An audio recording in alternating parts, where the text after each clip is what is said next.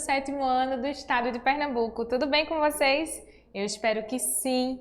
Eu sou a professora Giselma Alves e vim trabalhar com vocês mais um conteúdo de língua portuguesa.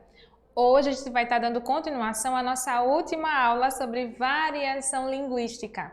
E para a gente começar, eu queria relembrar com vocês os objetivos da nossa aula de hoje, que também foram os mesmos da semana passada. A gente vai estar trabalhando com, fazendo uso consciente e reflexivo de regras da norma padrão em gêneros orais e escritos, de forma adequada e determinando as situações comunicacionais. A gente está vislumbrando a norma padrão, mas se apegando às variações linguísticas existentes. A gente precisa aprender a diferenciar o que é erro do que é variação linguística. Nem sempre as pessoas falam errado. A gente precisa entender a situação em que a comunicação ocorre. A gente tem uma mania, de querer comparar a oralidade à escrita. E a gente precisa entender que alguns recursos, que algumas situações vivenciadas na oralidade não podem ser empregadas na escrita e vice-versa. Por que eu estou falando isso? Porque em algumas situações é permitido sim que a gente fale de uma maneira mais solta, sem tanto apego às regras gramaticais, e o que vai importar realmente é o processo da comunicação, a mensagem que está sendo transmitida ser realmente compreendida. Mas quando a gente passa para a escrita, a gente sabe que a gente precisa sim ter um cuidado em seguir a norma padrão, se detendo ali as regras gramaticais, porque não teremos esse contato olho a olho, a utilização de gestos para levar o interlocutor à interpretação da nossa mensagem. Todos os recursos que teremos serão os sinais de pontuação, uso adequado do objeto, do verbo, a conjugação, a concordância verbal e nominal. Então, realmente, a gente precisa entender o que é norma padrão, o que são variações linguísticas e quando utilizamos. Quando podemos, quando não podemos e o que leva à existência de tanta variedade linguística. Então, para a gente começar, vamos relembrar o que a gente estava pretendendo aprender na nossa última aula. Na última aula, a gente estava vendo que a variação linguística, como você já deve ter observado, ela existe em uma larga escala, não só no Brasil, mas no mundo todo. Afinal de contas, a língua, ela é um organismo em movimento, ela não para, ela não fica estagnada. Ela está sempre a se adaptar ao tempo, à cultura, o nível de conhecimento que as pessoas têm. Tudo isso influencia a língua. Aí é que ocorre a variação linguística. Então vamos lá, por que será que esse fenômeno acontece? Porque nós, falantes, acabamos inventando um jeito menos formal de nos comunicarmos. Por que será que existe essa diferença de norma padrão e variação linguística? Acredito que a resposta para todas essas perguntas sejam muito óbvias, porque no processo da oralidade e da comunicação, o que a gente realmente quer é passar a mensagem e se fazer entender. E nesse processo todo, existem algumas influências que a gente vai estudar nessa aula de hoje. E para começar, a gente vai analisar hoje os tipos de variações linguísticas. Ou melhor, quais são as influências que geram essas mudanças no processo de comunicação oral e não escrito, prof? Não. Lembra que eu falei para vocês? No processo da escrita, a gente precisa se deter à norma padrão, afinal de contas, a gente não vai ter o recurso que temos na oralidade. Então vamos lá, quais seriam os tipos de variações linguísticas? Vamos para o slide? Observa comigo. Há 4 tipos de distinção dentro das variações linguísticas. Vamos aprender um pouco sobre cada um deles. O primeiro é a variação histórica ou diacrônica. As variações históricas, elas tratam de mudanças ocorridas na língua com o decorrer do tempo. Algumas expressões, elas deixaram de existir e outras novas vão surgindo. E outras se transformaram com a ação do tempo. Olha o exemplo que eu trouxe aqui, ó. No português arcaico, a gente falava vossa mercê. Com o passar do tempo, se transformou em vós-me-sé. Hoje, a gente utiliza a expressão você. Mas em algumas situações, a gente utiliza até o ser, o você aí, né? Essas expressões que a gente utiliza na oralidade, elas não podem ser empregadas na escrita. Mas se você prestar atenção, essas mudanças que foram ocorrendo com o tempo na oralidade também acabou sendo empregada na escrita.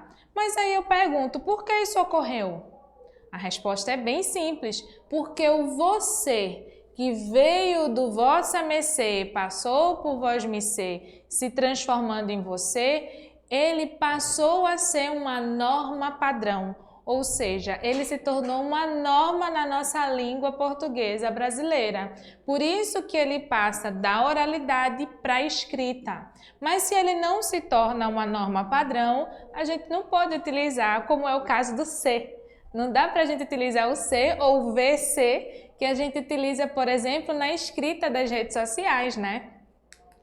Outro tipo de variação são as variações geográficas ou diastópica. Nessa variação, o que é que vai influenciar? O que vai influenciar realmente é a região. A gente aqui no Brasil sabe, né, que dependendo da região em que você nasceu, do estado, ou até mesmo dentro do estado, se você é da capital ou se você é do interior, há uma mudança sim no português falado. Lembra mais uma vez, se não se tornou norma padrão, a gente não dá para levar os recursos da oralidade para a escrita. Então vamos lá. O que seriam essas variações geográficas ou diastópicas? As variações geográficas, elas naturalmente falam da diferença de linguagem devido à região. Essas diferenças tornam-se óbvias quando ouvimos um falante brasileiro, outro angolano ou um português conversando.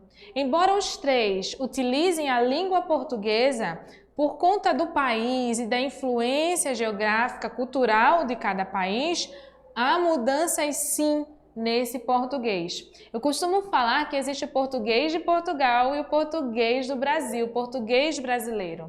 A gente recebe muita influência do espanhol, da América Latina, afinal de contas somos uma ilha linguística. É o Brasil apenas falando português em meio a tantos irmãos falando espanhol aqui na América Latina. Então essas influências culturais acabam sendo também empregadas no nosso português. Por isso que há uma mudança quando comparamos o português do Brasil com o português de Angola ou de Portugal. A influência cultural, ela perpassa esse limite da linguagem oral e vai também para a linguagem escrita. A norma padrão brasileira é diferente da norma padrão portuguesa. A gente viu em outras aulas que houveram acordos, né, em que as línguas portuguesas elas tiveram uma mudança para que, pelo menos na escrita, houvesse uma similaridade independente do país, independente de ser Angola, Portugal ou Brasil, mas na escrita há ali uma semelhança grande. Mas ainda a gente sabe que ouvindo principalmente, a língua varia e muito. Então vamos lá. Se a gente tivesse ouvindo um português, um brasileiro e um angolano falando, a diferença seria nítida, né? Mas se a gente tivesse falando não de lugares distantes, mas daqui mesmo, de Pernambuco, comparado com o pessoal que mora lá em São Paulo, será que o português seria o mesmo? É português do Brasil, é o português brasileiro, mas será que é o mesmo? Ou ainda assim existem variações? Não é preciso a gente ir tão longe para a gente perceber que há sim essas mudanças no processo de comunicação, nas palavras, nas falas da gente, né? E essa mudança que a gente chama de fonema, esses sons, esses sotaques, eles ocorrem por conta realmente da influência cultural da região. Há diferenças entre a capital, a cidade do interior ou até mesmo do estado, de um estado para outro, como eu estou falando para vocês. No termo, por exemplo, macaxeira. Aqui, se eu falar macaxeira, todo mundo vai saber o que é que eu estou falando. Mas se eu chego, por exemplo, pedindo ao feirante aipim, ele vai entender? Ou se eu peço mandioca, será que ele vai saber o que é? Ou vai ficar em dúvida? A gente precisa entender também que tem essas diferenças, né, de termos de elementos tão comuns no Brasil inteiro, mas pela influência cultural acaba mudando o modo de falar sobre algo, sobre alguém. E essa mudança também é empregada não apenas na oralidade, mas também na escrita. Os 3 nomes que eu acabei de falar para vocês, eles estão corretos. Mas dependendo da região do Brasil, você ouvirá com mais frequência um ou outro. E o mesmo vale para tão polêmica, né, que a gente vê muito aí nas redes sociais. É bolacha ou é biscoito? Bem, para mim, bolacha é salgado e biscoito é doce e de preferência com recheio, hein? Para a gente continuar esse processo de variação, tem também a variação, ou melhor, as variações sociais ou diastráticas. O que seriam essas variações sociais? É nítido que dependendo do nível cultural que uma pessoa tem, se ela tem muito mais um nível de conhecimento, de estudos, ela vai ter mais contato com a norma padrão da língua. Já se a pessoa não teve tanta oportunidade de estudar, ela tem mais contato com o português oralizado, coloquial, ela não vai ter tanta aproximação com a norma padrão. Por isso que a gente diz que há uma variação também com relação à questão de realmente social.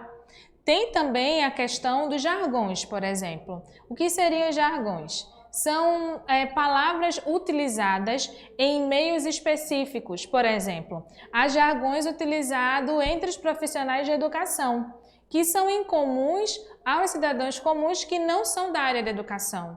Os médicos, existem algumas palavras que eles utilizam que a gente não consegue compreender o processo comunicativo entre 2 médicos ou entre o médico e o enfermeiro, né? Essas palavras que são utilizadas apenas de acordo com o meio profissional é o que a gente chama de jargão. Tem outra questão também que são as gírias.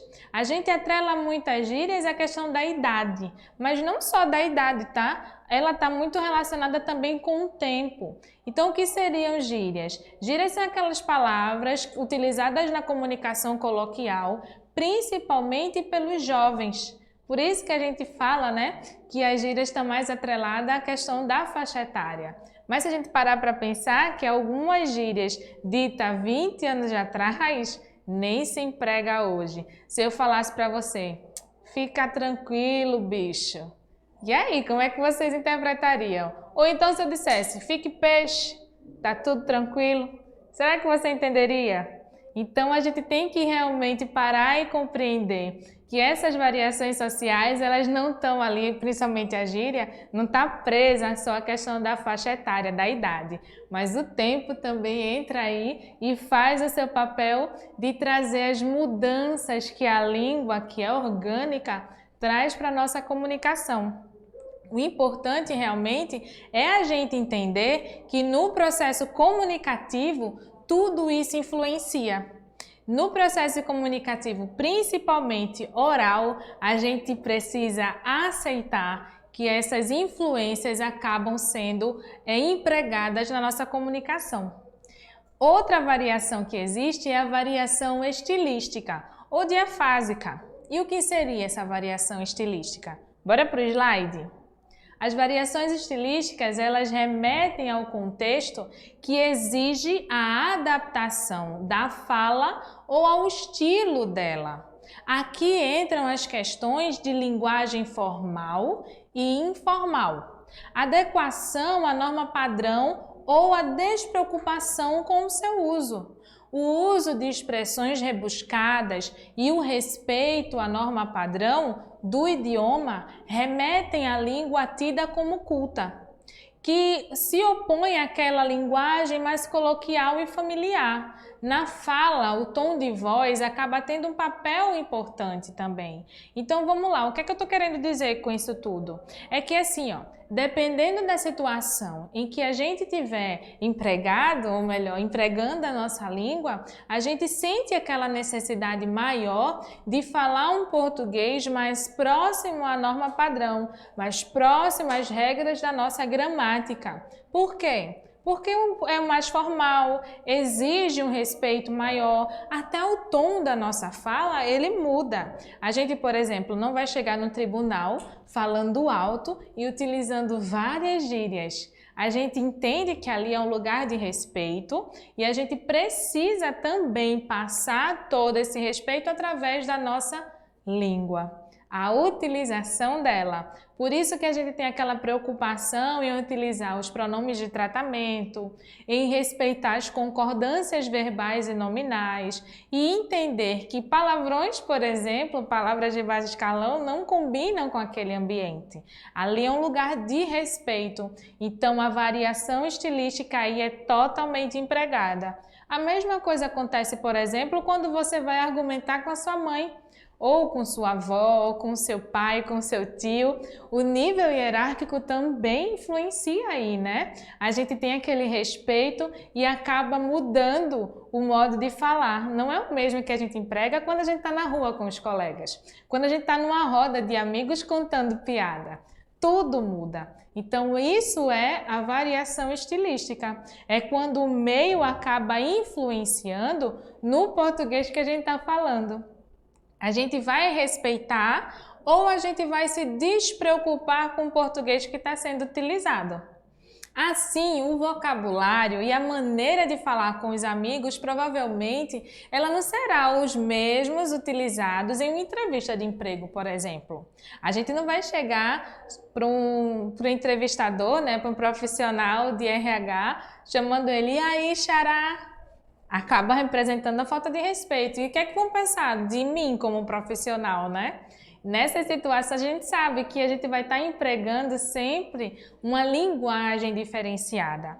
E as variações estilísticas, elas respeitam a situação e a interação social, levando-se em conta ambiente e expectativa dos interlocutores. Ou seja, se está levando em consideração a expectativa dos interlocutores, aí é uma preocupação mútua. Minha, que irei falar, então eu quero que me entendam e mais, que eu quero demonstrar respeito para aquela pessoa com quem eu estou falando. Ou demonstrar familiaridade, que ela se sinta acolhida e possa se despreocupar com o uso das regras gramaticais. Isso tudo depende dessa interação também, da situação em que estamos empregados.